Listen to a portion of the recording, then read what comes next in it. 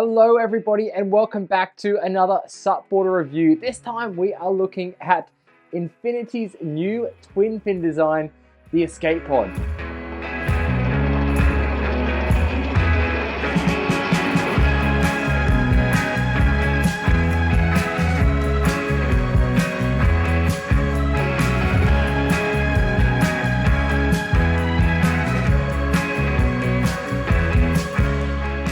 Now there's a lot of hype around this board at the moment, and we're definitely going to go into why that is, because this is such a fun board. It's really fast in the water, it flows really well, and just the speed it carries through sections is unbelievable. So I can't wait to dive into everything about this board in this review.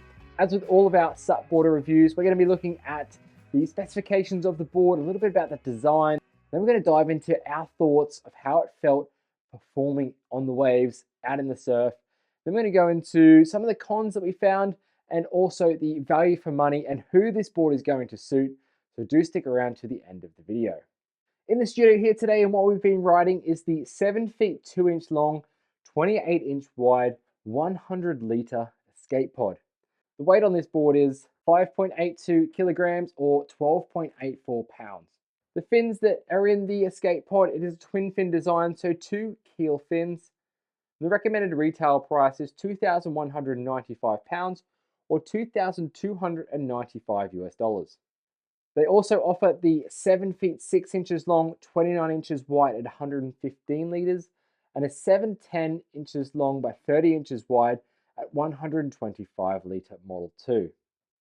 The construction of this board, it uses the suspension tech from Infinity, which is a full carbon layup. Infinity wanted to bring the same look and feel of custom boards, but into a premium construction. So let's move into a little bit more about the design of the board and some of the fittings we find on it too. Now, overall, the Escape Pod, it's meant to be ridden a lot shorter, a bit wider, and with a bit more volume than your standard surf SUP. The board represents a modern evolution of the groundbreaking Phoenix model that was introduced in 2015. And that shape really played a key role in ushering in the sub 8-foot SUP surfboards. And that was really a time to push design and push the kind of innovation in SUP surfboard shapes. And Dave was really pioneering that way back then. I remember when I was competing, Dave was competing as well. And a number of boards were all about 9 feet in length. But Dave was just bringing this kind of 8 to even into the 7-foot range boards into the arena, and then everyone started following that. So really ahead of its time as the predecessor with the Phoenix, and the Escape Pod is just that kind of next step up with the performance with some of those twin fin features. So first off, let's take a look at the outline shape on this board. You can see that it does have quite a parallel outline and a nice wide tail. Now this allows the board to carry lots of speed. You can see the nose just pulled in slightly, and that just aids in maneuverability, lowering that nose volume a bit and that swing weight too. We're going to get into exactly how that translates on the water shortly. The tail shape is known as the hex tail, which just adds some more bite points to the board rather than just having a square tail. Just gives it a lot more grip when you are out there on the waves. The rails, you can see on the deck here, they are angled down from the deck. That makes them fairly thin right at the rail, and this design helps with sensitivity and hold during your surfing. So you will definitely notice the deck being nice and flat, which gives it good stability for that width and short shape. So the bottom shape of this board, it basically has a V running right the way through it. The entry at the nose has a slight rolled belly that creates lift, and then it moves down into a softer V. And then as you start to go through to the tail, there is some concaves either side, that double concave with that V in the tail as well. And that just matches up with the fin placement for rail to rail flow and control. Looking at the rocker on the board, it's quite a flat rockered board. That really helps because it's such a short board anyway. You don't want too much rocker or it's going to push a lot of water when paddling. So looking at the fittings that we find on the board, there is that cream colored deck pad on top. Starts quite far up the board, which is nice because you can get a little bit further forward when paddling into waves. And then as we move back toward the tail, has that raised kicker pad at the back which I really used a lot when surfing it. Looking at the handle on the board, it is quite a shallow handle, so just your fingertips are going to be holding onto that handle. Doesn't matter though, the board is super lightweight, easy when carrying, just maybe a bit tricky on those windier days, or getting it on and off the car. There's also an automatic pressure valve toward the nose. Underneath, on the bottom of the board, we have the Futures fin boxes, those two keel fins on the bottom of the board. The keel fins have a size of 5 inches in height and 6.5 inches along the base. The keel shape of the fins, that promotes a lot of hold because the base of the fin is quite long, and also it really packs a lot of area into that fin for quite a short size fin. So let's break down our thoughts and impressions into different categories. We're going to start off with the stability of the board and how it paddled on flat water or when you were waiting for waves. Lucy, Ruben, and myself, the first thing we did notice when we were paddling, waiting for waves on this board was just that it feels a lot smaller than it actually is. We all kind of ride around 90 litre, 95 litre volume boards. This one being 100 litres, it kind of felt like it was a little bit less. And that is purely down to that V bottom underneath.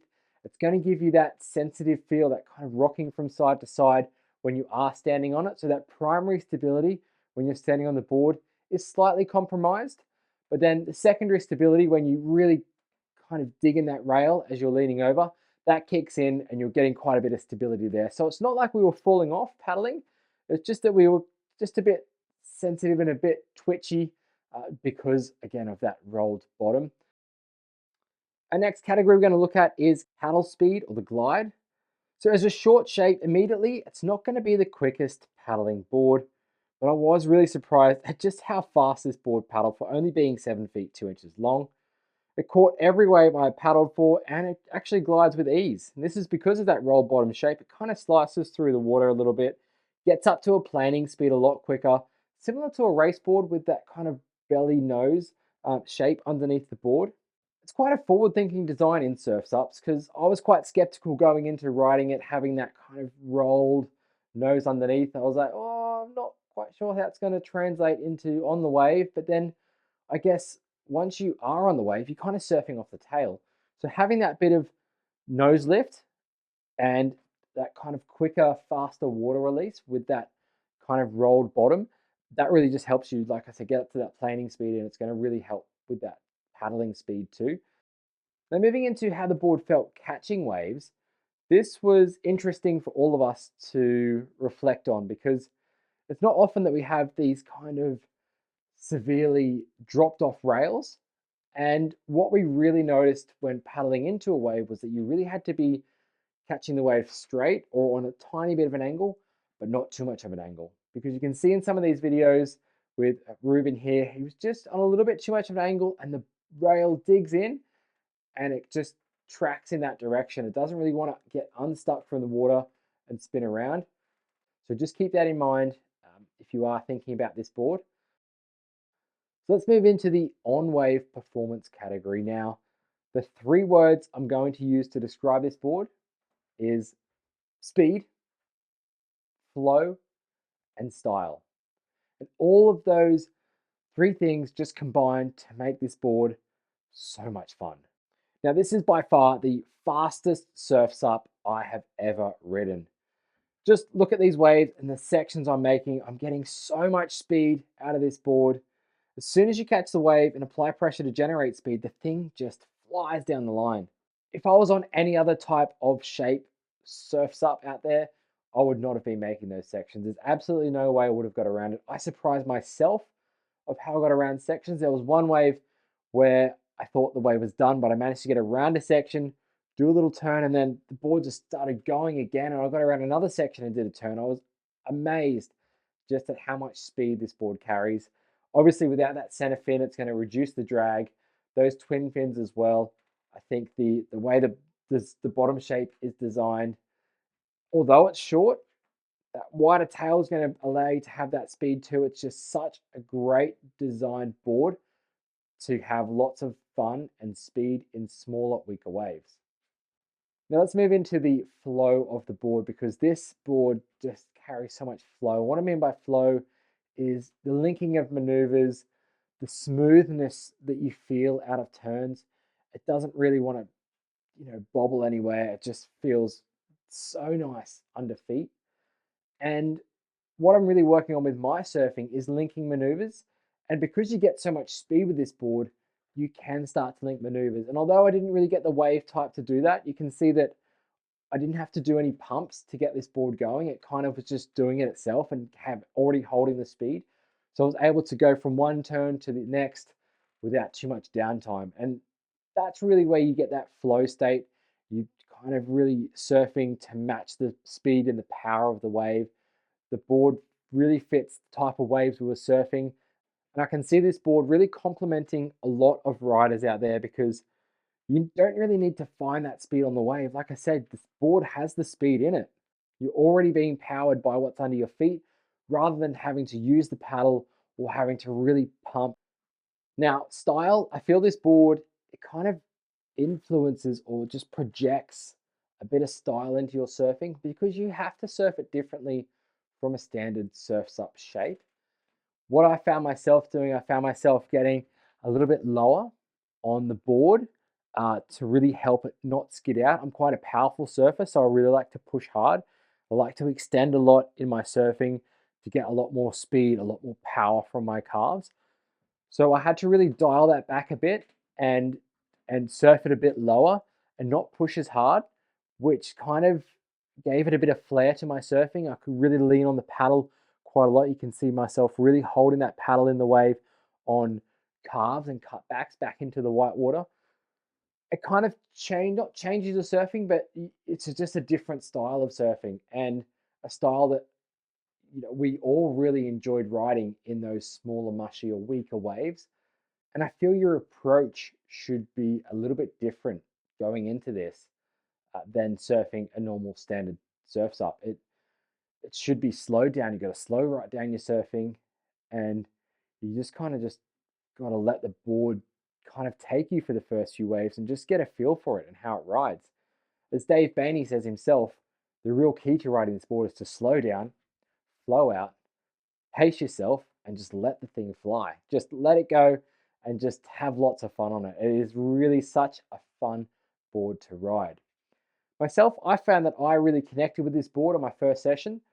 It felt really nice on the wave. I wasn't falling off too much. There was a few little times where I didn't understand what the board was going to do, and so it came around a bit quick or it skidded out a little bit.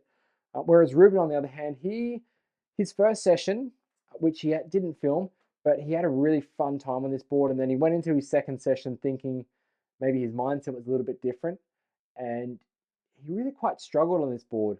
So I really think, like I was saying before, you just got to have a kind of open mind going into it. Your approach shouldn't be just, I need to focus on this today. Like I need to go out and do some big carves, or I need to go out and work on floaters or anything. Just adapt to the wave in front of you with this board. So let's move into what type of waves the escape pod's going to suit. Now, we have mentioned it a little bit in this video. We surfed a slower breaking beach break. I found that was perfect for this board because the board's got all the speed. The wave didn't have much power to it.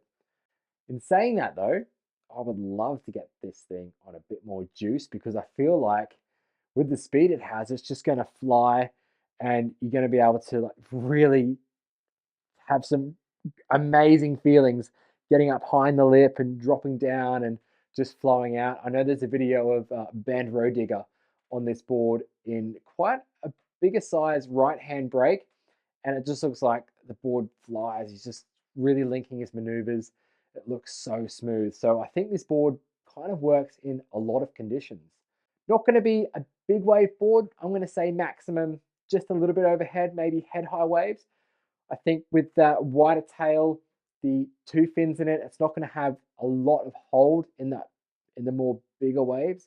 What I did find though, before I even jumped on the board and rode it, was that I really felt that this board, it can be used in the same conditions on the same day as you would take out a longboard SUP. So I feel this board is perfect if you do have a longboard SUP already, but it's even more suited to you if you don't longboard SUP, you have no interest in it, or you don't want a board that's 9 feet, 10 feet long, jump on this, because this is exactly the board you would have and take out if you would taken out a longboard SUP. Waves, knee, waist high, kind of slow, rolling. This board's just going to go zip, zip, zoom all over the place. You're going to have a great time on it. Even if the waves are kind of shoulder high, a bit slower, that cruisy kind of nose riding day that you're going to take out your longboard SUP, take this thing out if you want a bit more performance. I find myself in two minds a lot of the time.